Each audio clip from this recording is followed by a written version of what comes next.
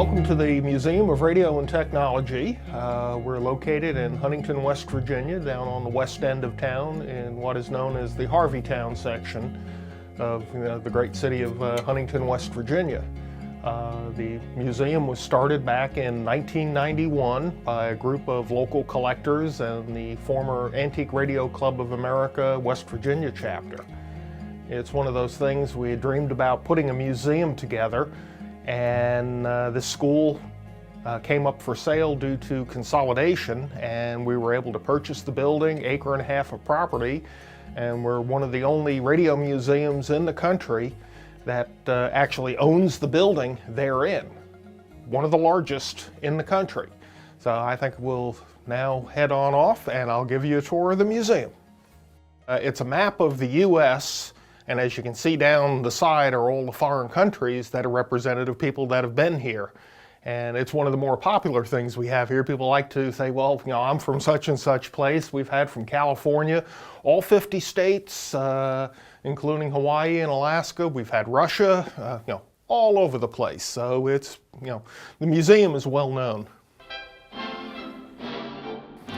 You're now entering the 1920s radio shop. This is what it would have looked like back in the 20s, where you would have gone to buy a radio. They were small independent shops you would have gone to purchase parts to build a radio, because back in the early days you couldn't buy a pre-built radio. You had to put it together yourself. But we start off showing the evolution of the technology. An Edison cylinder player. This one here dates from the turn of the century, 1905, 1910. Still works.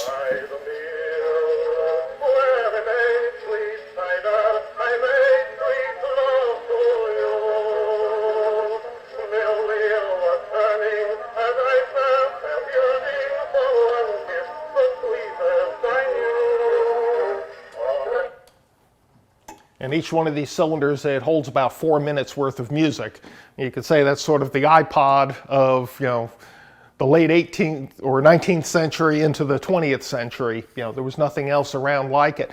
And this is what got the technology going between Edison, Marconi, and all of the different inventors and industrialists back then, working on bringing mass communications. And as you can see, the record player went from the round to the flat discs, then to the thinner discs, and just showing the evolution of the technology. All of these work. Some are owned by museum members, but most are owned by the museum.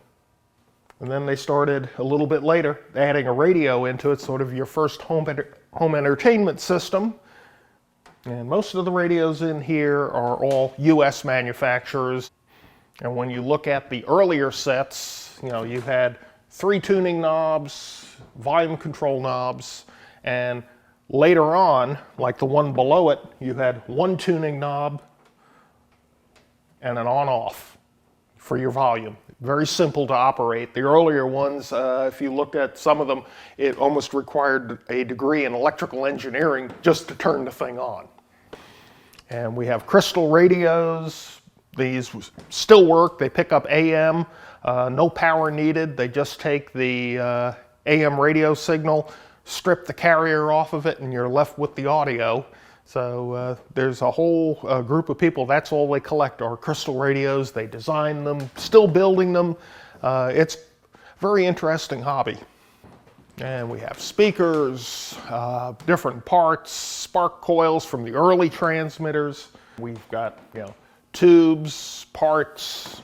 We repair a lot of the radios, but a lot of them we go through, and all we're trying to do is conserve them to show what the technology was back at the time when these were produced, to show them internally with all of the original components, because you're creating an archive. Because one of the questions is, when people come in, how many of these work? And we have a few to show you that, what the sound was like, but mainly, we're trying to preserve the technology and what it was. As you can see, advertising was one of those things. Ever-Ready company is still in business. Originally, it was National Carbon company, which then later became Union Carbide. And then back in the 80s, they spun it off as Eveready Battery, which I believe was First Brand. I'm not sure who they own now or they're owned by. But, some of the companies, back in the 20s, there's only a few that are still in business when you start looking around. RCA is gone. GE is still around. Westinghouse is still around, but they're not making radios. You might see a name on there, but they're just licensing that name. Out in the hallway here, we've done sort of the evolution of the console radio. You start off, back in the 20s. If you look at these things, they are absolutely huge. They're pieces of furniture. This one here, it's an RCA Radiola 32, produced in 1927. Now this is before the stock market crash, and if you look at the price, the original selling price on this thing was $895. So, that's more than a car back then, just for a radio. This one came from up in the Chicago area. It actually came out of the Wrigley estate, and it was up at their Lake Geneva summer home. And we got a phone call one day saying that we need to come get this thing. The building is being bulldozed under, and the radio was still in it. So a friend of ours of the museum picked it up, and I was able to go up to Chicago and retrieve it. But as you can see, they start off very, furniture-like. Doesn't even look like a radio when it's closed up. And then you start looking at the Zenith consoles, the typical radio you see from the 30s. And then there were other novelty type pieces, a grandfather clock radio made by Crosley about 1931.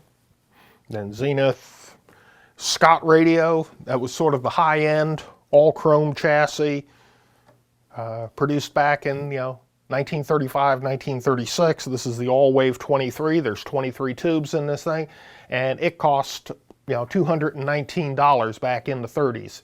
That was during the Depression. That was probably 2-3 months' wages or more. And then you got up into the late 30s, coming into the 40s. You had your radio, AM and shortwave, and then they started adding the record players in there, becoming more of a home entertainment system. So not only could you listen to the AM broadcast, shortwave broadcast, but you could also play your record albums, getting rid of the old crank-up Victrola and have it all in one. But they were also becoming very stylish, the Art Deco styling, the streamlined.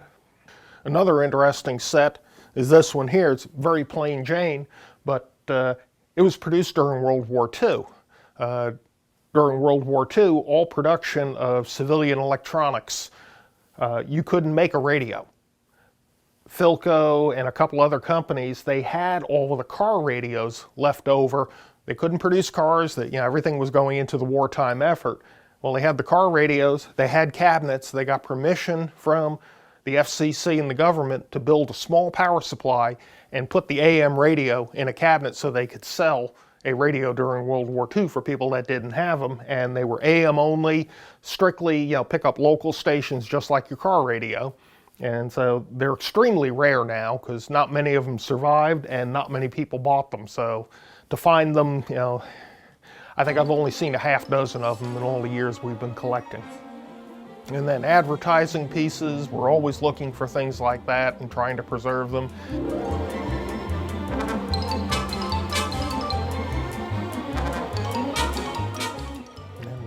Head up into the 1940s and 1950s, and then your Bakelite radios, the plastic sets, the clock radios, things like that have started to come into existence. And this unit here was produced by Silvertone, or actually marketed by Silvertone. Sears actually never made anything themselves. They had other companies producing for them, and they put their name on it. But you've got your radio, the record player, and the most interesting part is you have a wire recorder over on the side. This is before tape, before the 1/4-inch tape or anything else. But you could set it up. It has a time clock on it to turn the radio on and record your evening program. So it's sort of like your first videotape recorder, the VCR, the DVR now, your TiVo. So you could, set it, head off to dinner, out to wherever, come home, and then you could listen to the evening news or that broadcast of Amos and Andy or whatever. In this time frame, the 40s and 50s, television. Right after World War II, TV started to come into existence. Prior to the war, as I said earlier, 1939, they introduced television, and then December 7th, 1941 happened, and that put a hold on a lot of things. 1946-47, after the war, technology, everybody started, getting back into producing civilian electronics, so television really started to take off. West Virginia, we didn't get our first TV station until I believe was 1948, which I believe was WSAZ. One of the early color television sets, that's a 22-inch screen. The first RCA color was a 15 to 16-inch screen, the CT100. This is a CTC4, and this is actually a prototype that came from RCA. One of the engineers that was there had gotten 2 of these, took them home, used them, and then after he passed away, his family donated those to the museum. The other one is in another museum over in Richmond, Virginia, that is actually in the process of being put together. Rear projection flat screen television from 1947 through 1949. RCA was a little ahead of their time back then. They actually worked. Picture wasn't too bad, but it was still, it was a nice idea, but just not quite there yet. Philco projectors. Everybody, you'll see these on some of the science fiction movies, and you'll see them sitting in the background of a movie, scene or something. 1958, 59, 60, when Sputnik went up, the space race started, and the futuristic designs, all of a sudden everybody was on to that whole design option of making things futuristic, the Jetsons, things like that. So there was always a gimmick or something. Here we have as it's called, the Portabar radio made by Stuart Warner. Stuart Warner made the radio. Another company called Portabar actually put the thing together. You had your liquor decanters, the glasses, the shot glasses, the ice bucket. After reviewing the item and stuff like that, there was one design flaw. They put the ice bucket above the tubes. It would melt the ice rather quickly. Portable television from the early 60s, the Philco Safari, battery-operated television. You could take it out to the beach or wherever. Pretty much the first portable television. And then we sort of show the later. There's the Sony Watchman. Here's another Sony, Panasonic. I think quite a few of them. I think Casio even had one built into a watch. And along this wall, sort of a little bit of a change, is the A.C. Gilbert display that we have. The erector sets, the train sets, an atomic energy lab, chemistry sets, all kinds of stuff. It's another one of those early training aids. So many people that were, getting into electronics or mechanical engineering, whatever. This is what they played with when they were kids. No Game Boys and PlayStations and Wii's and all these other things. This is what they actually played with, and I think these are the guys that are now, or were designing all of the early electronics and everything else. But we also joke about, you look at this one, a Gilbert caster set. It's for casting lead soldiers and lead toys. Could you imagine trying to get that past product liability now? 700-degree molten lead with kids playing with that.